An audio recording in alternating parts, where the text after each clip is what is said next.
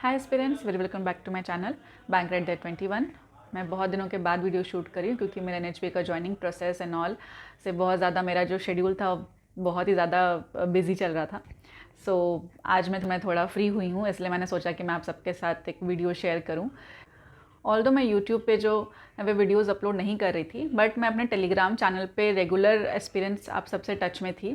Even जिन लोगों ने भी मेरे टेलीग्राम चैनल को ज्वाइन किया है, आप देख रहे होगे कि मैं वहाँ पर डे डाल रही थी, आपका डेली जो भी चेकलिस्ट होता है वो सब कुछ मैं आपको दे रही थी। बट उसमें से मैंने देखा है कि बहुत लोगों के डाउट्स थे और बहुत लोगों ने मुझे पर्सनल DM भी किए हुए हैं टेलीग्राम पे कि मैम हमारा बेसिक्स क्लियर है, हमारा प्रैक्टिस हो रखा है, बट स्टिल हमसे ना क्वेश्चंस नहीं बनते हैं, या क्वेश्चंस बनते हैं तो वो स्पीड नहीं बनते हैं। हमें 35 क्वेश्चन में से हमारा 20-25 रीजनिंग में, किसी में 15 मैथ्स में, बस हमारे इतने ही अटैम्प्ट हो पाते हैं। तो उसके लिए क्या किया जाए? एस्पिरेंट्स देखो, आप सबको मैं एक बात बताती हूँ कि ये जो प्रॉब्लम है ना, ये होती है क्या है कि आपके बेसिक्स क्लियर हैं, इवन तो आपने प्रैक्टिस भी कर रखी है, बट आपको यही नहीं पता है कि आपने जितनी प्रैक्टिस करी है वो अच्छे से करी है, वो इनफ किया है कि नहीं किया है। यार देखो क्या होता है कि ऑल्दो आपका पूरा बेसिक्स क्लियर है, आपने अच्छे से प्रैक्टिस कर रखी है, बट आपको यही नहीं पता चलता है कि आपने जो प्रैक्टिस कर रखी है वो आपका यूज़फुल रहा है कि नहीं। दैट मीन्स कि आपने प्रैक्टिस तो किया, आपने 10 पर डे सिलॉग्स बनाए, 10 इनइक्वालिटीज़ बनाई, DI भी आपने पर डे प्रैक्टिस की, पजल्स भी बनाए, बट आपका हो सकता है कि आप पर डे ना वो 5-6 मिनट में उसको बना रहे हो, क्योंकि आपको पता ही नहीं चलता, आप अपना दिमाग लगाते हो वहाँ, उसको बनाते हो, आपसे बन जाता है शांत दिमाग में। और लेकिन क्या होता है कि जब आप मॉक दे रहे होते हो या फिर सब सॉल्व कर रहे होते हो ना क्वेश्चंस मॉक में, तो वो जो टाइमर चलता है उससे आपको थोड़ा फील होने लगता है कि यार इतना कम टाइम में मैं कैसे बनाऊँ, और फिर वहाँ होती है एंग्जाइटी फीलिंग, क्योंकि आपको ऐसा लगता है कि हम तो प्रैक्टिस कर रहे हैं, हमने तो सारे क्वेश्चंस बनाए हुए हैं, बट जब भी टाइमर आ जाता है तो हम क्यों नहीं बना पाते हैं। ठीक है, तो इसके लिए जिनको भी फर्स्ट ऑफ ऑल टाइमर में एंग्जाइटी फील होती है, मुझे भी होती थी, तो उसका मैंने एक बहुत अच्छा तरीका निकाला था, वो था स्टॉप वॉच मेथड। ये मेरा अपना खुद का मेथड है, ये मैंने कहीं किसी यूट्यूब चैनल पर नहीं देखा है, ना सुना है, किसी ने भी ये रिकमेंड नहीं किया है। ये जो मेथड है ये मेरा खुद का अपना बनाया हुआ मेथड है, जो मैं अपने प्रिपरेशन के दौरान यूज़ करती थी। तो आखिर क्या है ये स्टॉपवॉच मेथड, मैं आपको एकदम अच्छे से बताती हूँ, और ये स्टॉपवॉच मेथड कैसे कैसे कहाँ कहाँ यूज़ कर सकते हो ना, ये भी मैं आपको अच्छे से बताती हूँ। तो फर्स्ट ऑफ ऑल आप देखो, स्टॉपवॉच मेथड का मतलब ये है कि फॉर एग्जांपल मैं सिंप्लीफिकेशन ले लेती हूँ कि आपने सिंप्लीफिकेशन आप सॉल्व करते हो, बट आपको टाइम लग जाता है सिंप्लीफिकेशन सॉल्व करने में। कोई भी बैंक एग्जाम में 5 से 10 सिंप्लीफिकेशन तो आते ही आते हैं, 5 तो कम से कम आते हैं, 5 सिंप्लीफिकेशन, और अगर पेपर ईजी हो तो 5 अप्रॉक्सीमेशन भी आ जाता है। तो आपको उसको सॉल्व करने में ना जो 20 मिनट्स है उसमें 3 से 4 मिनट से अधिक नहीं लगने चाहिए 10 सवाल सॉल्व करने में। अब वो आपको कैसे पता हो, आपने सब टेबल वगैरह सब पढ़ लिया है, आपके सारे फ्रैक्शंस याद हैं, पर फिर भी आपसे हो नहीं पाता है। रीज़न ये है कि आपको पता ही नहीं है कि आप कितने टाइम में उस क्वेश्चन को सॉल्व कर रहे हो। तो जैसे जब भी आप 10 सिंप्लीफिकेशन सॉल्व करने बैठते हो ना, तो आपके पास एक बड़ा स्क्रीन होना चाहिए फर्स्ट ऑफ ऑल, क्योंकि आप बहुत सारे एस्पिरेंट हो, सबके सब मॉक देते ही देते हैं, तो आपके पास एक जो PDF या जिस बुक से भी आप सिंप्लीफिकेशन सॉल्व कर रहे हो उसका आपके पास या तो बुक होगा, एक हार्ड कॉपी होगा, या अगर आपके पास एक सॉफ्ट कॉपी है तो आप उसको एक बड़े स्क्रीन पे, इधर कंप्यूटर या लैपटॉप या दूसरे किसी मोबाइल पे आप जो है उसको खोल लो। ठीक, तो आपने वो सब कुछ ओपन कर लिया। After that what you have to do is कि आप अपना जो कॉपी आपके पास रहता है जिस पे आप सॉल्व करते हो वो आप रखो, एंड आप अपने फ़ोन पे या अपनी मम्मी के फ़ोन पे, मतलब किसी के भी दूसरे आपके एक फ़ोन पे, या अगर आपके पास स्मार्ट वॉच है तो अपने स्मार्ट वॉच पे आप ना स्टॉप वॉच स्टार्ट कर दो। जैसे ही आप वो 10 क्वेश्चन बनाना स्टार्ट करते हो, अपना स्टॉप वॉच स्टार्ट करो, एंड जैसे ही आप 10th नंबर पे क्वेश्चन पे पहुँचते हो और अपना क्वेश्चन सॉल्व करना बंद करते हो, आप वो स्टॉप वॉच को स्टॉप कर दो।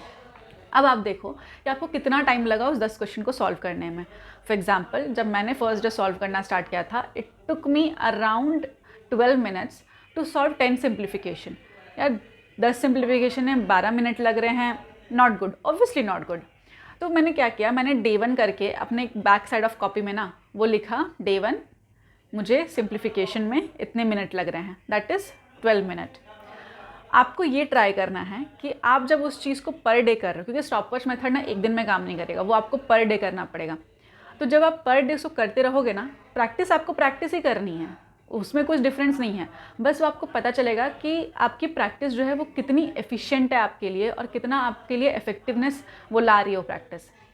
उसमें क्या होगा, उसके बाद फिर जब आप नेक्स्ट डे करोगे, वो रिड्यूस होना स्टार्ट होगा, 12 से 11 मिनट होगा, फिर वो 10 होगा। आपको क्या टारगेट करना है कि आपको 10 सिंप्लीफिकेशन या 10 अप्रॉक्सीमेशन जो है आपको 4 मिनट से लेकर 5 मिनट के अंदर में सॉल्व कर देना है। जिस दिन आपका ये अचीव हो जाएगा उस दिन आप समझिए कि अब आपको मॉक में भी कहीं कोई प्रॉब्लम नहीं आने वाला है। Same thing is for DI also. DI में क्या है कि आपको एक DI कम से कम 2 मिनट में सॉल्व होनी चाहिए, तो उसके लिए आप 10 DIs नहीं लोगे, ठीक है। DI में आपको सिंगल एक DI लेना है और एक DI को आपको सॉल्व करना है। और अपने स्टॉप वॉच को जब आप आखिरी क्वेश्चन को टिक मार्क करते हो या आखिरी क्वेश्चन को सॉल्व करके आप अपना आंसर निकालते हो, तब आपको स्टॉप वॉच स्टॉप कर देना है।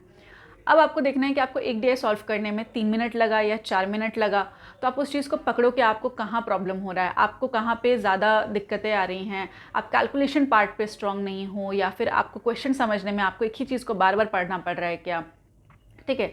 तो उस चीज़ को आप ध्यान दोगे कि आप आखिर स्टॉप वॉच मेथड आप कर ही रहे हो, लेकिन आपको साथ साथ ये भी ध्यान देना है कि अगर आपका स्टॉप वॉच मेथड में आपका ज़्यादा टाइम लग रहा है तो क्यों लग रहा है, आपको वहाँ पता होना चाहिए।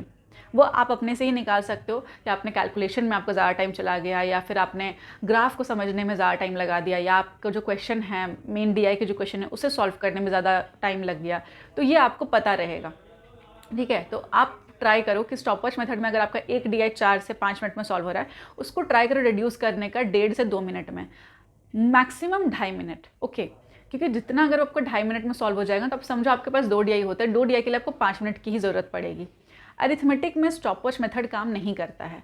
रीज़न ये है क्योंकि आप अरिथमेटिक के सारे क्वेश्चंस होते हैं ना बहुत डिफरेंट होते हैं, बट आपको अरिथमेटिक का पार्ट को छोड़ करके, फॉर क्वांट्स मैं बता रही हूँ, बाकी सारे approximation, simplification, missing number series, then quadratic equation, ये सब में आपका जो स्टॉप वॉच मेथड है बहुत हेल्पफुल है, आप इसको ज़रूर ट्राई करो। कमिंग टू रीजनिंग, पूरा का पूरा रीजनिंग आपका जो स्पीड है उसका, पूरे के पूरे रीजनिंग सेक्शन का स्पीड है वो आपका स्टॉप वॉच मेथड से ईजिली बढ़ सकता है। क्योंकि मेरा बढ़ा है, मैं तो 35 क्वेश्चंस को 20 मिनट में, क्या मैं 19 से 18 मिनट में ही कर लेती हूँ। रीज़न वही है कि मैंने अपने स्टॉप वॉच मेथड को बहुत क्लोजली अच्छे से देखा, समझा कि आखिर मेरा क्वेश्चंस कोई भी सॉल्व हो रहा है तो वो क्यों नहीं हो रहा है। जैसे कि फर्स्ट ऑफ ऑल मैं अब रीजनिंग के ही टॉपिक की बात कर लेती हूँ, syllogisms, inequalities, then direction distance, blood relation, ये सारे टॉपिक जो हैं इन सब का सेम, जैसे मैंने बोला कि आप 10 क्वेश्चंस लो, 10 क्वेश्चंस को आप स्टॉप वॉच मेथड्स के द्वारा आप सॉल्व करो स्टॉप वॉच लगा करके, और उसके बाद आप देखो कि आपके वो 10 क्वेश्चन कितने टाइम में सॉल्व हो रहे हैं। धीरे धीरे आप उस टाइम को रिड्यूस करना स्टार्ट करो। मेरा मानना है कि अगर आपके पास 10 सिलॉग्स है तो वो आपको 2.5 मिनट से ऊपर नहीं लगने चाहिए, ज़्यादा से ज़्यादा 3 मिनट। इनइक्वालिटीज़ अगर आपके पास 5 हैं, 1 से 1.5 मिनट में 5 इनइक्वालिटीज़ सॉल्व हो जानी चाहिए। उसके बाद आपका डायरेक्शन डिस्टेंस भी 1 मिनट से ऊपर नहीं लेना चाहिए, क्योंकि वो 5 क्वेश्चन आते हैं, 3 क्वेश्चन है तो आपको बिल्कुल ही 1 मिनट से ऊपर नहीं लेना चाहिए। ब्लड रिलेशन भी आपका तुरंत 1 से 1.5 मिनट में बन जाना चाहिए, ठीक है। पज़ल के लिए DI जैसा सिनेरियो है कि आप पज़ल जो है वो 10 नहीं लोगे, आप पज़ल सिंगल पज़ल लोगे, चाहे आप जो भी टाइप का ले रहे हो। आप उस पज़ल को देखो, आप पज़ल में देखो, पज़ल में आपको प्री लेवल के पज़ल्स जो हैं वो हार्डली 1.5 से 2 मिनट से लेकर 2.5 मिनट में, 2.5 मिनट इज़ मोस्ट, 2 मिनट में आपके पज़ल बन जाने चाहिए। बाकी के जो 30 सेकेंड्स हैं वो आपका जो है वो आपके क्वेश्चंस को आंसर करने में लगने चाहिए, ठीक है। और एक मेंस लेवल का अगर आप पज़ल बना रहे हो तो 5 मिनट में आपको पज़ल बन जाना चाहिए, and the latter 30 to 45 seconds में आपके वो सारे आंसर्स जो हैं वो टिक मार्क हो जाने चाहिए।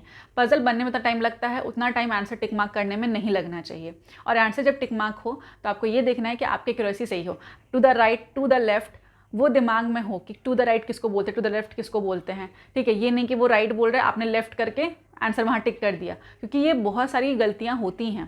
तो आपको जब क्वेश्चन आप अटेम्प्ट करो ना, आपको बहुत ज़्यादा एकदम ध्यान रखना है कि वो क्वेश्चन कहना क्या चाह रहा है। क्योंकि कभी कभी क्या होता है, वो सबकॉन्शियस माइंड ना, आप देख रहे हो, आपको पता भी टू द राइट ही बोला है, आपने टू द राइट, आपको लगा भी है कि आपने किया है, बट आपने टू द लेफ्ट वाला जो आंसर है वो मार्क कर दिया होता है, वहाँ आपको ध्यान देना है। सेकेंड थिंग, आपका पज़ल जो है वो प्री का पज़ल 2.5 मिनट एंड मेंस का पज़ल 5 से 5.5 मिनट में आपका हो जाना चाहिए। आपको ये टारगेट लेके चलना है स्टॉप वॉच मेथड में, ठीक है। इंग्लिश के लिए जैसा मैंने आपको बताया है, reading and then vocab, reading and vocab, यही दोनों चीज़ें जिस पर आपका पूरा इंग्लिश जो है वो डिपेंड करता है।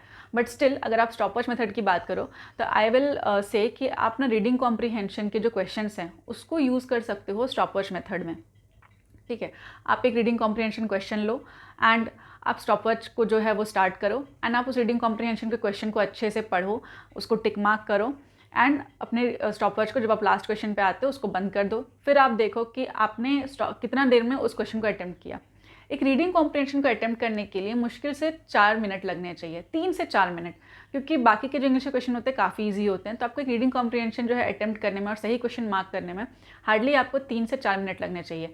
फर्स्ट का 1 मिनट आप सारे क्वेश्चन को पढ़ रहे हो विद आंसर्स, सेकेंड का 2 to 3 मिनट आप पूरे क्वेश्चन आंसर को ढूंढ रहे हो by via reading that comprehension, and last का 1 मिनट में आप उसको पूरा अच्छे से देख ले रहे हो कि कहीं आपसे कोई मिस्टेक तो नहीं हो गई। ठीक है, तो 4 मिनट में आपका रीडिंग कॉम्प्रिहेंशन का पूरा सवाल जो है वो बन जाना चाहिए।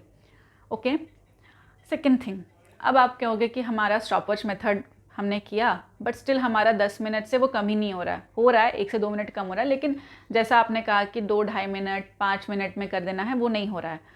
तो यहाँ पे आपको क्या है ना, आपका वो जो टॉपिक है वो कमज़ोर है। फिर आपको क्या करना है कि आपको वापस से अपना बेसिक कॉन्सेप्ट को और मजबूत करने की ज़रूरत है। तो आप वापस से बेसिक कॉन्सेप्ट की वीडियोज़ देखिए। वीडियोज़ देखने के बाद जो आपको बेसिक कॉन्सेप्ट में पढ़ाया गया है उसी चीज़ को बार बार रिवाइज़ करिए।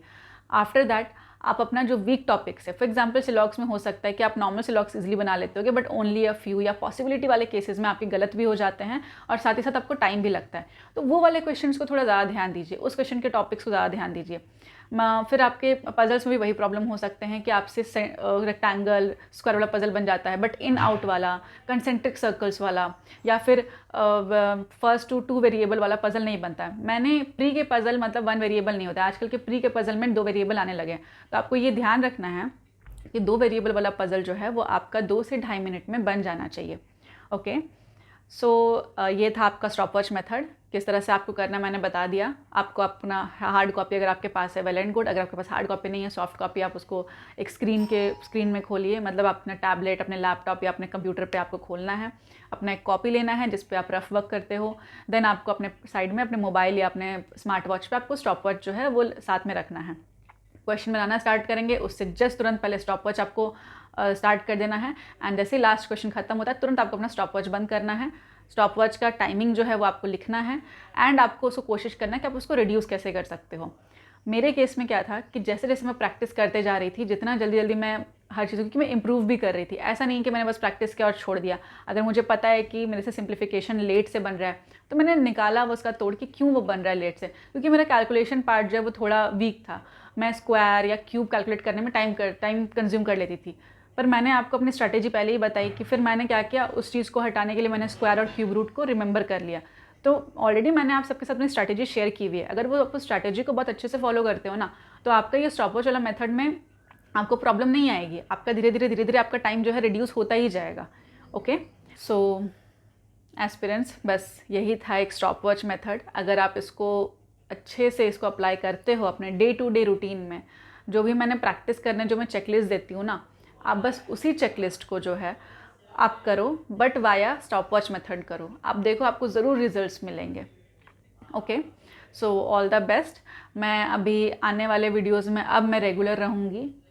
ठीक है, मैं कोशिश करूँगी कि मैं रेगुलर रहूँ, क्योंकि न्यू जॉब है, न्यू ऑफिसेज़ हैं, तो थोड़ा मुझे मेरा हेक्टिक शेड्यूल हो जाता है, बट स्टिल मैं ट्राई करूँगी कि मैं आपके साथ जो है वो कनेक्टेड रहूँ। आप टेलीग्राम पे नहीं हो, जो भी कैंडिडेट्स, वो आप प्लीज़ मेरे साथ जुड़ जाएं टेलीग्राम पे, क्योंकि वहाँ मैं बहुत सारे PDF जो हैं वो शेयर करते रहती हूँ रेगुलर बेसिस पे, एंड वह बार बार लगातार PDF चेकलिस्ट वगैरह जो है फॉरवर्ड करती रहती हूँ, तो आप वो सब ज़रूर देखिए। And all the best aspirants, आप लगे रहिए, क्योंकि अब बहुत दिन दूर नहीं है, आपका RRB PO, RRB clerk, VPS PO, IPS clerk आपका आने वाला है। सो बी रेडी, क्योंकि आपके पास अब ज़्यादा टाइम नहीं है, आपके पास मुश्किल से गिन के 5 से 6 महीने हैं, and you need to make sure कि इस बार आपका जो है वो एग्ज़ाम जो है बिल्कुल निकले। Okay, so all the best, keep studying and don't get demotivated. Bye.